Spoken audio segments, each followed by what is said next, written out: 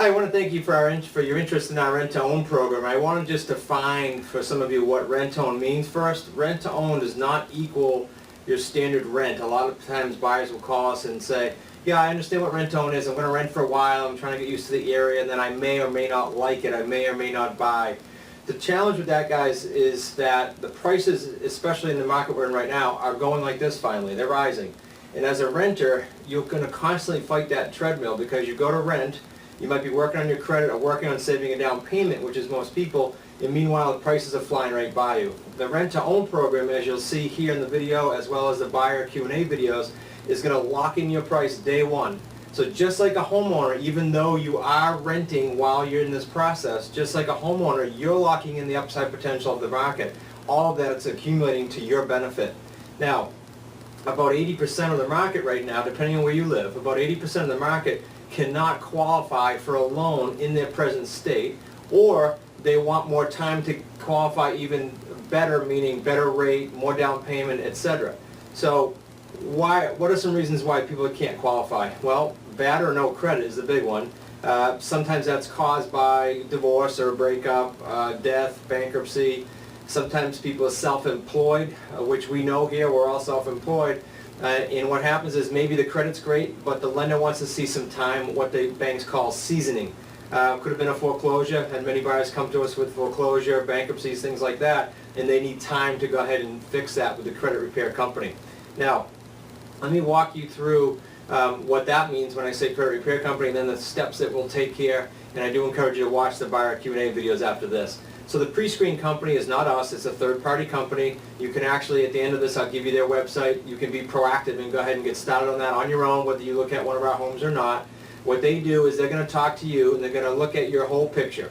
Your income, your debt-to-income ratios, what debt you have there, what needs to be paid off, what doesn't. There's a very specific strategy for that. It's not just pay everything off and look better. So be very careful with that so you don't waste money doing that or time. They'll then tell us, okay, I spoke with this individual or this couple, and their mortgage ready date is going to be 12 months, 18 months, 24, could be 36, whatever time frame they think it's going to be necessary to get you qualified, to get your financing, and to get you to what we call the finish line. Those dates are then going to coincide with the lease purchase that we structure with you so that you have time to get this done and you're not under any pressure. Now, what does the rent-to-own process look like? Well, you're going to first find a home that you like on our site. If you don't find one on our site, you can actually find a for sale by owner in your particular area, or perhaps a home that was on the market in your particular area and didn't sell, and you're welcome to give us a call and give us that. But you can get updates from our site constantly by just registering your email, and you'll make sure you get those before the market gets those. So after you find a home, you're going to set up a viewing with us. Some are empty and very quickly can get you in by a lockbox, and some are going to be accompanied showings because our partner or the past seller may still be in the home. You're number 3 going to fill out what we call the rent-to-own next step. That's going to give us a little bit better picture. Even if you did it online, it's going to give us a better picture of your job, your income, how long you've been there, your current landlord situation, everything of that nature. You're then going to set up, after we see that next step form come over by email or by fax, you're going to set up what we call a buyer's meeting. And at that buyer's meeting, it's important, of course, we saw the application, but we want to meet you face to face. There's a lot more value in that, and you, likewise, would like to meet us, I'm sure, and get a comfort level. So at that buyer's meeting, we're going to do what's called a buyer letter of intent, and that buyer letter of intent is simply going to outline the steps and the terms and the dates and everything that we've talked about up to that point, kind of like a summary. You're going to put down a small binder deposit. That's 100% refundable, especially if you're not accepted. That goes back to you right away. Once we accept you, and we'll explain this at the meeting, then obviously that goes forward to a signing and gets applied to your home.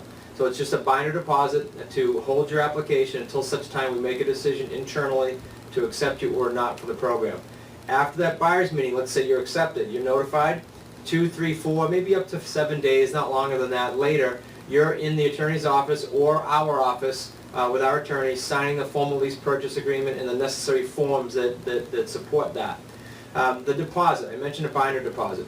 A further deposit will be needed at the signing, or sometimes it's done over time, I'll explain that, and that's roughly 3 to 10%. And I know that's a big range. Why is that? Well, some homes are in more demand than others.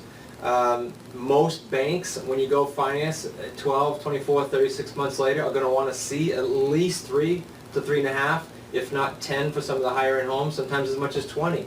So again, this whole process is to set you up not just to get your credit better, but to get your deposit stronger and to get you the best rate at the end of this process. Not just to get financed, but to get the best rate.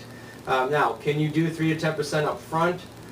You can. You will look stronger against other applicants if you do. However, many people, many of our buyers, let's say 80% of them, do that over time. They might do that with a tax refund.